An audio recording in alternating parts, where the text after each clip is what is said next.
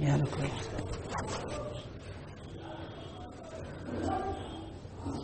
اللہ الرحمن الرحیم الحمد للہ رب العالمین والصلاة والسلام علی رسولہ سید المرسلین وخاتم النبیین وعلى آلہ واصحابہ اجمعین ومن تبعهم بإحسان إلى يوم الدین یا رب صل وسلم دائما ابدا على حبیبک خیر الخلق كلهم یا رب صل وسلم دائما ابدا على حبیبک من زانت به العصور جزا اللہ عنا سیدنا وحبیبنا وشفیعنا وسندنا ومولانا محمدا صلی اللہ تعالی علیہ وسلم خیرا ما هو اہلہ۔ اللہ تبارک و تعالی نے دنیا جب سے بنائی اس وقت سے لے کر اور قیامت تک جب تک یہ دنیا رہے گی ہدایت کے سرچشمے انسانی شکل میں بھی اور اعمال کی شکل میں بھی بھیج دیے۔ جو انسان بھیجے وہ نمونے کے بھیجے، حضرت آدم علیہ السلام سے لے کر سید المرسلین خاتم النبیین محمد الرسول اللہ صلی اللہ تعالی علیہ وسلم تک سارے نمونے بھیجے گئے انبیاء اور رسول کی شکل میں۔ روایات میں کوئی تعداد متعین نہیں کی گئی ہے، چونکہ قرآن پاک میں جو بات آئی ہے وہ اصل ہے۔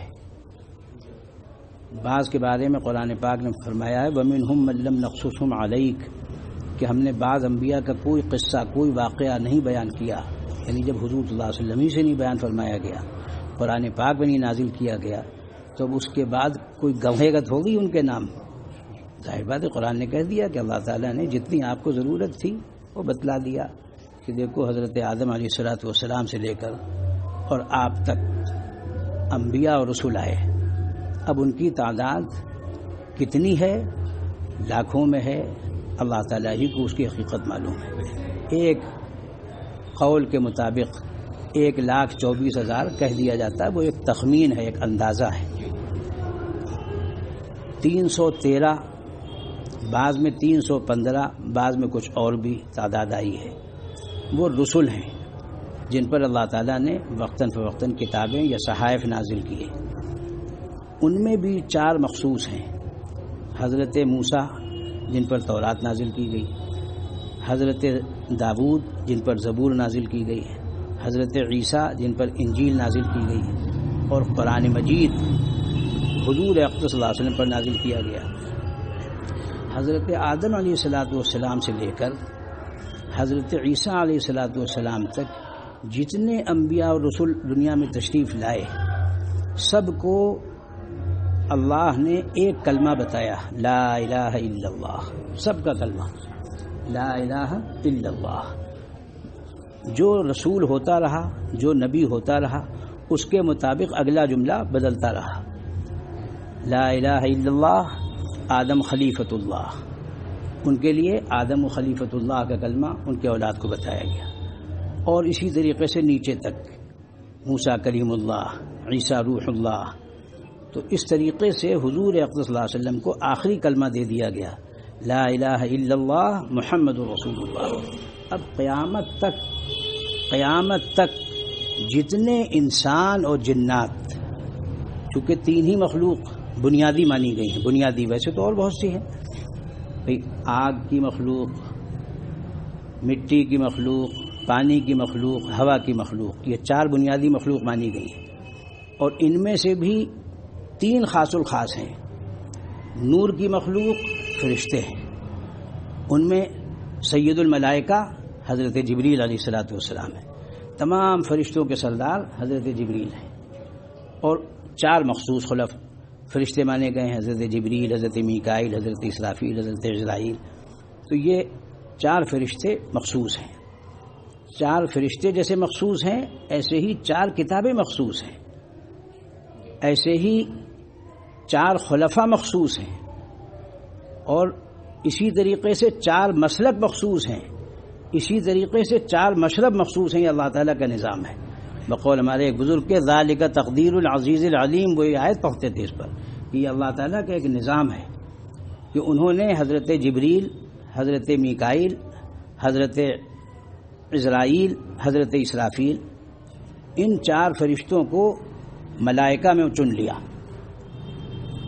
انبیاء اور رسل میں ان 4 کو چن لیا، صاحب تورات، صاحب زبور، صاحب انجیل، صاحب قرآن. لیکن یہ یاد رکھنا چاہیے کہ اب حضرت آدم علیہ الصلاۃ والسلام سے لے کر حضرت عیسیٰ تک جتنی شریعتیں تھیں، جتنے قوانین تھے، سب منسوخ ہو چکے. اگر کوئی یہ سوچے کہ بھائی وہ بھی تو نبی و رسول تھے لہذا کچھ اس پہ عمل کر لیا کریں، وہ بھی تو نبی و رسول تھے ان کی بھی کچھ مان لیا کریں، کچھ، یہ نہیں. اس کا بہت اہم واقعہ ہے. حضرت والد صاحب رحمۃ اللہ علیہ کی بات مجھ کو یاد آئی تو میں نے سوچا وہ آپ کو سنا دوں. جمعے میں بیان فرمایا کرتے تھے تو اس میں یہ آیت خاص طور پر بیان کرتے تھے. اعوذ باللہ من الشیطان الرجیم، یا ایھا الذین آمنوا ادخلوا فی السلم کافہ ولا تتبعوا خطوات الشیطان انہ لکم عدو مبین. یہ آیت شریفہ پڑھتے تھے اور اس کا شان نزول بیان کرتے تھے کہ حضرت عبداللہ ابن سلام ایک بہت بڑے یہودی مذہب کے عالم تھے. اللہ تعالیٰ نے ان کو ہدایت دی. یہودی تھے اور عالم تھے، جید عالم تھے. انہوں نے جب آپ صلی اللہ علیہ وسلم کی علامات کو پہچانا علم کی روشنی میں تو اپنی قوم سے فرمایا کہ ان پر ایمان لاؤ، نجات اسی میں ہے. ان کو ماننے میں نجات ہے، ان کو نہ مانے گا جو اس کی نجات نہیں ہوگی. یہ تمام مذاہب میں ہے، تمام مذاہب میں. وقت نہیں تفصیل کا، یہ میں صرف ایک بات عرض کر رہا ہوں. جتنے بھی دنیا کے مذہب ہیں ان کی جو بنیادی کتابیں ہیں ان میں حضرت صلی اللہ علیہ وسلم کا تذکرہ ہے. اللہ تعالیٰ جزا خیر دے. ہمارے بزرگوں نے کیسی کیسی محنت کی. ایک صاحب گزرے ہیں مولانا غلام رسول صاحب چریا کوٹی، انہوں نے بشرا نامی کتاب لکھی اور اس کے لیے عبرانی زبان پڑھی کہ جتنی کتابیں پہلے آئی ہیں، تورات ہے، انجیل ہے، زبور ہے، تو جو بھی اس کی شکل اس وقت مل جاتی ہے اس میں آپ صلی اللہ علیہ وسلم کا تذکرہ ہے یا نہیں. تو انہوں نے خاک چھانی، زبان سیکھی اور پھر سب سے ساری کتابوں میں حضور اقدس صلی اللہ علیہ وسلم کا، ویدوں میں، اس میں سب میں تذکرہ جو ملا اس کو جمع کر دیا. اس کا نام ہے بشرا، خوشخبری. وہ چونکہ حافظ نہیں تھے تو انہوں نے ایک جگہ روانی میں لکھ دیا کہ تمام کتابوں میں حضرت اسماعیل کے نبی و رسول ہونے کا ذکر ہے مگر قرآن مجید میں نہیں ہے. تو وہ کتاب دادا میاں کے پاس مطالعے میں رہی تو انہوں نے حاشیے میں لکھا، حالانکہ دادا میاں بھی حافظ نہیں تھے لیکن قرآن پاک اتنا پڑھتے تھے کہ ان کو موقع موقع کی چیز یاد رہتی تھی. تو انہوں نے فوراً حاشیے میں لکھا، غالباً مصنف حافظ نہیں معلوم ہوتے ہیں. وَاذْكُرْ فِي الْكِتَابِ اسماعیل إِنَّهُ كَانَ صَادِقَ الْوَعْدِ وَكَانَ رَسُولًا نَبِيًّا. قرآن پاک ان کو رسول و نبی لکھ رہا ہے، کہہ رہا ہے. تو ایسی صورت میں یہ ان کی بے خبری ہے کہ یہ فرما رہے ہیں کہ تمام کتابوں میں حضرت اسماعیل کے نبی و رسول ہونے کا ذکر ہے مگر قرآن میں نہیں ہے. اگر حافظ ہوتے تو دم سے. اسی لیے ہمارے ایک استاد فرمایا کرتے تھے کہ اگر بچے کو پہلے قاعدے سے حفظ کرا دیا جائے، پھر تجوید پڑھائی جائے، پھر علم دین پڑھایا جائے تو وہ بنیادی طور پر 1/4 عالم تو اسی وقت ہو جاتا ہے جب وہ حافظ ہوتا ہے، کیونکہ اس کو بنیاد ہاتھ آ جاتی. مگر وہ بنیاد کے الفاظ یاد ہیں، اس کو اس کی ادائیگی کا طریقہ معلوم ہوگا قاری ہو کر، اس میں کیا ہے قرآن میں یہ معلوم ہوگا عالم دین ہو کر. تو یہ کسر رہ جاتی ہے اس میں، اس کی وجہ سے وہ قرآن پاک پڑھتا تو لیکن یہ نہیں جانتا کہ اس میں لکھا کیا ہے. اس وقت پوری امت، پوری قوم، کیا عرب کیا عجم، کیا ہندوستانی کیا پاکستانی، کہیں کا بھی سب سے بڑا قصور ہمارے بزرگوں نے لکھا ہے جو ہے وہ ہم نے قرآن چھوڑ دیا ہے. قرآن پاک نہ تو ہم پڑھتے ہیں تو صحیح نہیں پڑھتے. قرآن پاک پڑھتے بھی ہیں، سمجھنے کی بھی کوشش کرتے ہیں مگر کس سے؟ ڈاکٹر صاحب سے.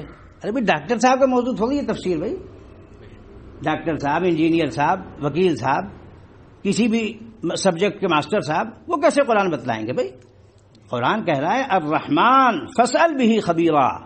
قرآن پاک کو کسی باخبر سے، رحمان کی شان کسی باخبر سے پوچھو. قرآن اللہ کا کلام ہے تو کلام زبان سے جو بات نکل رہی اس سے آپ متکلم کو پہچان رہے ہیں جو بول رہا ہے، ایسے ہی اللہ کا کلام وہ بتلائے گا جو اللہ کو جانتا ہو، اللہ کو پہچانتا ہو، وہ بتائے گا کہ قرآن کیا کہہ رہا ہے۔ تو یہ بہت اہم بات ہے۔ دوسری بات مجھے پہلی بات یہ عرض کرنی تھی کہ قرآن پاک میں جو آیت نازل ہوئی یا ایھا الذین آمنوا ادخلوا فی السلم کافۃ ولا تتبعوا خطوات الشیطان، اے ایمان والو اسلام میں پورے داخل ہو جاؤ۔ یہ نہیں کہ سر تو داخل کیا ہاتھ نہیں داخل کریں گے، جی ہاتھ تو داخل کر دیا مگر بھائی کیسے آدمی کسی بھائی مکمل طور سے اپنے کو سپرد کرنا پڑے گا جب اس کے اندر آدمی پہنچے گا اس محل میں۔ تو اسلام کا ایک محل ہے، اس میں وہ داخل ہوگا جو اللہ نے حضور اقدس صلی اللہ علیہ وسلم کو حضرت آدم سے لے کر حضرت عیسیٰ تک جو کچھ بتایا تھا وہ سب اللہ نے حضور صلی اللہ علیہ وسلم کو بتا دیا۔ اب اس پر عمل نہیں ہوگا، اب اس پر عمل ہوگا۔ آپ صلی اللہ علیہ وسلم نے جب اپنے یوم پیدائش کی خوشی نہ منائی، نہ صحابہ کرام نے منائی، نہ تابعین نے منائی، نہ تبع تابعین نے منائی، ہمارے پاس ایک بنیادی ثبوت ہو گیا کہ اس کی اصل نہیں ہے۔ تو پھر حضرت عیسیٰ کی پیدائش کی خوشی کا کیا معنی؟ کوئی معنی نہیں، بے معنی چیز۔ کیونکہ اگر ہم خوشی کرتے تو حضور اقدس صلی اللہ علیہ وسلم کی ولادت مبارکہ سے زیادہ کسی کی خوشی ہے ہی نہیں۔ لیکن آپ صلی اللہ علیہ وسلم نے اپنی پیدائش اور اپنی بعثت اور اپنے مقصد کی خوشی ہم کو ایک بتلا دی۔ معراج میں بلایا گیا آپ صلی اللہ علیہ وسلم کو، اور اس میں آپ کو کیا تحفہ دیا گیا ہے؟ نماز۔ جو نماز پڑھتا ہے وہ روزانہ آپ صلی اللہ علیہ وسلم کی سنت پر عمل کر رہا ہے، آپ کے اللہ کی طرف سے دیے ہوئے تحفے کو روزانہ قبول کر رہا ہے، طہارت کا اہتمام کر رہا ہے، نماز کا اہتمام کر رہا ہے، قرآن پاک کی تلاوت کا اہتمام کر رہا ہے، مسنون دعاؤں کا اہتمام کر رہا ہے۔ تو وہ مسلمان جو ہونے کی ایک علامت ہے وہ اس کے اندر پائی جا رہی ہے، اسلام اس کے اندر انشاءاللہ رہے گا۔ لیکن پیدائش سے لے کر موت تک اسلام ہے، اس کی بنیاد عقیدے ہیں، عبادتیں ہیں، معاملات ہے، لین دین ہے، معاشرت ہے، رہن سہن ہے، اور اخلاق ہیں اور انتظامات ہیں، یہ سب دین کے اندر داخل ہیں۔ اب آج ہم لوگوں کے اوپر کیا نحوست قوم پر طاری ہے، کہیں کوئی کرشن کنہیا کی جنم دن کی وہ دے رہا ہے، کہیں کوئی حضرت عیسیٰ کی پیدائش کی دے رہا ہے، آپ صلی اللہ علیہ وسلم کے بتائے ہوئے طریقے کے خلاف آپ صلی اللہ علیہ وسلم کی وفات کے دن آپ کی ولادت کی خوشی منا رہا ہے، کہہ رہا ہے بارہ وفات، اور منا رہا ہے عید میلاد النبی۔ نہ علم کا تعلق ہے اس سے، نہ عقل کا تعلق ہے، خوب کان کھول کے سن لو۔ صرف علماء دیوبند نے نہیں لکھا، فاضل بریلوی احمد رضا خان نے بھی لکھا ہے کہ 12 ربیع الاول وفات النبی صلی اللہ علیہ وسلم کی تاریخ ہے۔ آپ صلی اللہ علیہ وسلم کی وفات کی تاریخ ہو، آپ کے ابا کا انتقال ہو جائے، آپ کے بزرگ کا انتقال ہو جائے، آپ اس دن لڈو بانٹیں گے؟ ہے عقل کی بات کچھ؟ حضور اقدس صلی اللہ علیہ وسلم کی بیماری، آخری بیماری، ربیع الاول میں وفات ہو رہی ہے، سفر کے آخری بدھ کو آپ صلی اللہ علیہ وسلم کی بیماری میں اشتداد اور شدت بڑھی۔ آخری بدھ یہودیوں نے مٹھائی بانٹی، جب ہم آگے آئے تو پتہ چلا یہاں بھی کاریگروں کو مٹھائی بٹتی ہے۔ والد صاحب نے سختی سے منع کیا، فتویٰ شائع کیا کہ یہ فتویٰ علماء دیوبند کا بھی ہے، اور بریلوی سب سے بڑے عالم ان کے فاضل بریلوی احمد رضا خان صاحب ہیں، ان کا بھی فتویٰ ہے کہ حضور صلی اللہ علیہ وسلم کی پیدائش کی بیماری کی شدت آخری چہارشنبے کو، آخری بدھ کو ہوئی تھی، یہ اس کی خوشی ہے۔ آج بالکل معلوم ہوتا ہے نہ دل، نہ دماغ، نہ عقل، نہ علم، کیسے دین آئے گا؟ کیسے بھئی دنیا میں بھی آپ اتنے بے عقلے نہیں ہو جاتے ہیں، دین میں اتنے بے عقلے؟ کوئی تک ہو، کس کی بات کہی جائے؟ کہیں دیوالی کی مبارکباد دی جا رہی ہے، کہیں نیو ایئر ہیپی کی وہ دی جا رہی ہے۔ میں نے بار بار لوگوں سے کہا جو مسلمان ہے وہ مجھ کو ہرگز اس کی مبارکباد نہ دے، ہمارا سال یکم محرم الحرام سے شروع ہوتا ہے، اور کس نے یہ فیصلہ کیا ہے؟ حضرت سیدنا عمر فاروق رضی اللہ تعالیٰ عنہ نے، جن کے بارے میں بخاری شریف میں روایت موجود ہے کہ میرے بعد حضرت صلی اللہ علیہ وسلم ارشاد فرما رہے ہیں، میرے بعد میرے ان دو وزیروں کا اتباع کرنا۔ حضرت ابو بکر و عمر کا نام لیا، ابو بکر و عمر، آپ صلی اللہ علیہ وسلم کے دونوں وزیر ہیں، دایاں بایاں بازو جیسے ہوتے ہیں۔ انہوں نے، ان کے زمانے میں یہ ہوا کہ کیلنڈر دنیا بھر میں تاریخیں چل رہی ہیں، کہیں رومی کیلنڈر ہے، کہیں یونانی کیلنڈر ہے، کہیں کوئی کیلنڈر ہے، کہیں کوئی کیلنڈر ہے۔ اسلامی کیلنڈر کیا ہے؟ تو حضرت سیدنا عمر فاروق نے فرمایا، یہ نہیں فرمایا کہ کس دن آپ صلی اللہ علیہ وسلم کی پیدائش ہوئی تھی، کس دن آپ صلی اللہ علیہ وسلم کی وفات ہوئی تھی، یہ نہیں پوچھا تھا سیدنا عمر فاروق، چونکہ عاشق تھے آپ صلی اللہ علیہ وسلم کے پیغام کے کہ آپ کس لیے بھیجے گئے۔ ان کا حضور اکرم صلی اللہ علیہ وسلم نے ہجرت کب فرمائی؟ جس دن انہوں نے اپنے خاندان ہاشمی خاندان کو چھوڑا، مکے کو چھوڑا۔ بھئی دو ہی چیزیں ہیں، قوم اور وطن۔ آج یہی دو بت تو ہمارے سر پہ لاد دیے گئے ہیں، قوم و وطن، ہماری برادری، ہمارا علاقہ، یہ دو بت ہیں۔ اللہ تعالیٰ نے ان دو بتوں کو چھڑایا حضور صلی اللہ علیہ وسلم سے۔ چھوڑو ان ہاشمیوں مکیوں کو جو تمہاری مخالفت کر رہے ہیں، یعنی تمہاری ذات کی نہیں بلکہ اللہ کے دین کی مخالفت کر رہے ہیں۔ ان کو آپ صلی اللہ علیہ وسلم سے محبت تھی، یاد رکھو کان کھول کر، ان کو آپ صلی اللہ علیہ وسلم سے محبت تھی۔ وہ کہتے تھے الصادق الامین، یہ سچے اور امانت دار ہیں، جب تک آپ نے نبوت کا دعویٰ نہیں کیا تھا۔ جب آپ نے نبوت کا اعلان فرمایا اسی دن سے انہوں نے الصادق الامین کہنا چھوڑ دیا، اور ایسے الفاظ کہے کہ میں کیا نقل کروں، مجھے بوجھ ہوتا ہے۔ ان بدبختوں نے جو آپ صلی اللہ علیہ وسلم کو کہا، اس کے لیے تبت یدا ابی لہب نازل ہوئی۔ تو آپ صلی اللہ علیہ وسلم نے حق کے لیے، دین کے لیے کس کو چھوڑا؟ اپنی برادری کو چھوڑا، اپنی قوم کو چھوڑا، اور اپنے وطن کو چھوڑا، مکے کو چھوڑا۔ آج کہتے ہیں حب وطن ایمان کا حصہ۔ حب وطن سے مراد کیا ہے؟ جنت، جنت، جنت، یاد رکھو، جنت ہمارے باپ حضرت آدم کا وطن ہے، وہاں سب کو واپس جانا ہے، مگر کب؟ ایک شرط کے ساتھ، جب ہمارا ایمان سلامت ہوگا۔ تو حضرت عبداللہ ابن سلام نے یہودی مذہب پر تھے، اسلام لے آئے۔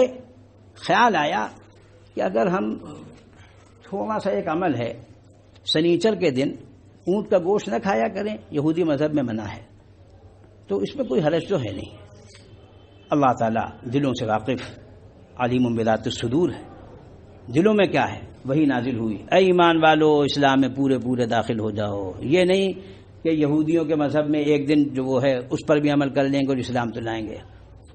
یہودی بڑے درجے کے عالم مگر مسلمان ہو گئے تھے، اب اجازت نہیں ہے۔ حضرت موسیٰ آپ صلی اللہ علیہ وسلم کو کسی نے تورات کے اوراق پڑھنے لگے، حضرت سیدنا عمر فاروق، آپ نے اس کی کیا ضرورت ہے؟ کیا ضرورت ہے اس کی؟ مجھے کیوں سنا رہے اس کو؟ کوئی ضرورت بھی اس کی نہیں۔ اگر موسیٰ حیات ہوتے، زندہ ہوتے، تو ان کے لیے اس کوئی چارہ کار نہیں تھا کہ وہ میرا اتباع کرتے۔ اب حضرت آدم علیہ السلام سے لے کر حضرت عیسیٰ تک تمام انبیاء اور رسول حضور اکرم صلی اللہ علیہ وسلم کے تابع ہیں، تو ہماری کیا حیثیت ہے؟ ہم یقیناً اسی صورت میں نجات پا سکتے ہیں جب ہم آپ کے تابع ہوں، اور ہم کہیں مشرک بنے ہوئے ہیں، کہیں کافر بنے ہوئے ہیں، کہیں منافق بنے ہوئے ہیں، کہیں یہودی بنے ہوئے ہیں، کہیں نصرانی بنے ہوئے ہیں، کہیں جینی بنے ہوئے ہیں۔ نماز بھی پڑھنا ہے تو جینی بن کر، ارے بھائی کیا کر رہے ہو تماشا؟ نماز پڑھو جو بندگی کا طریقہ ہے اس طریقے سے۔ یہ بنانا چاہتے ہیں آپ کو چھوت چھات کا بندہ، چھوت چھات کا مریض، دور ہٹیے۔ اگر آپ نے اپنے کو مریض مان لیا، مرض مان لیا، تو جو علاج وہ تجویز کریں گے وہ بھی ماننا ہوگا۔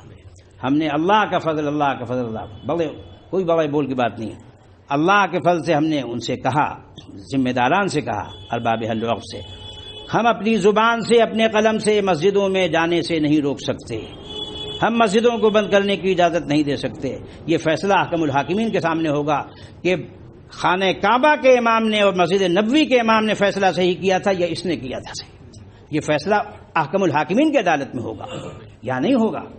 لوگ کہہ رہے ہیں وہاں سے ہوا، وہاں سے، میں نے کہا وہاں اللہ کے رسول کا حکم ہمارے سر آنکھوں پر ہے اور کسی کا نہیں۔ کیا احمقانہ فیصلہ کیا تھا کہ 10 رکعت تراویح ہوگی، 11ویں رکعت میں کرونا لپٹ جائے گا؟ نہ علم کی بات، نہ عقل کی بات، پاگل پنے کی بات۔ اللہ تعالی ہم سب کو صحیح علم عطا فرمائے، عقل سلیم، فہم سلیم عطا فرمائے، تب عمل مستقیم عطا ہوگا۔ اگر ہمارا عقیدہ درست نہیں ہوگا، عمل درست نہیں ہوگا، تو ہم دنیا میں ہدایت پر نہیں ہوں گے اور آخرت میں نجات نہیں ہوگی۔ تو یہ فیصلہ کریں آپ لوگ سب کے سب، اور جہاں تک یہ بات میری پہنچ سکے، آپ کے درمیان کوئی چودھری ہو، کوئی بھی گرو گھنٹال ہو، کچھ بھی اپنے کو کہتا ہو، یاد رکھیے وہ اللہ کے ہاں بندر، خنزیر اور کتوں سے بدتر حیثیت ہے ان کی، جو اسلام کی مخالفت کر رہے ہیں، ایمان کی مخالفت کر رہے ہیں اور سنت کی مخالفت کر رہے ہیں، شریعت کی مخالفت کر رہے ہیں۔ یہ اپنے دل و دماغ میں بٹھا لیجئے اور فیصلہ کیجئے کہ وہ ہمارے اغوا نہیں ہیں۔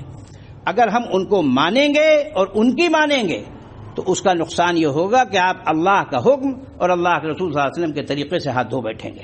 اللہ تبارک و تعالی ہم سب کی حفاظت فرمائے اور ہم سب کو خلوص کے ساتھ، صدق کے ساتھ ہمت نصیب فرمائے، استقامت بخشے۔ وآخر دعوانا الحمد للہ رب العالمین، الحمد للہ رب العالمین، والصلاة والسلام علی رسولہ سید المرسلین وخاتم النبیین وعلی آلہ واصحابہ اجمعین ومن تبعهم بإحسان إلى يوم الدين۔ اللهم إنا نسألك من خير ما سألك منه نبيك محمد صلى الله عليه وسلم، ونعوذ بك من شر ما استعاذك منه نبيك محمد صلى الله عليه وسلم، وأنت المستعان وعليك البلاغ ولا حول ولا قوة إلا بك۔ اللهم إنا نسألك إيمانا لا يرتد، ونعيما لا ينفد، ومرافقة نبينا محمد صلى الله عليه وسلم في أعلى درجة الجنة، جنة الخلد، مع النبيين والصديقين والشهداء والصالحين، وحسن أولئك رفيقا، ذلك الفضل من الله وكفى بالله عليما۔ اے اللہ حاضرین مجلس کی جائز دعاؤں کو قبول فرما، ہم سب کے مقاصد حسنہ کی تکمیل فرما۔ اے اللہ جنہوں نے ہم سے دعا کے لیے لکھا ہے، کہا ہے، ہم سے متوقع ہیں یا ہم پر ان کا حق ہے، اے اللہ سب کی جائز دعاؤں کو قبول فرما۔ ہمارے والدین، ہمارے اساتذہ، ہمارے مشائخ کی مغفرت فرما، ان پر اپنی رحمت نازل فرما، ان کے درجات بلند فرما۔ سبحان ربک رب العزة عما یصفون، وسلام علی المرسلین، والحمد للہ رب العالمین۔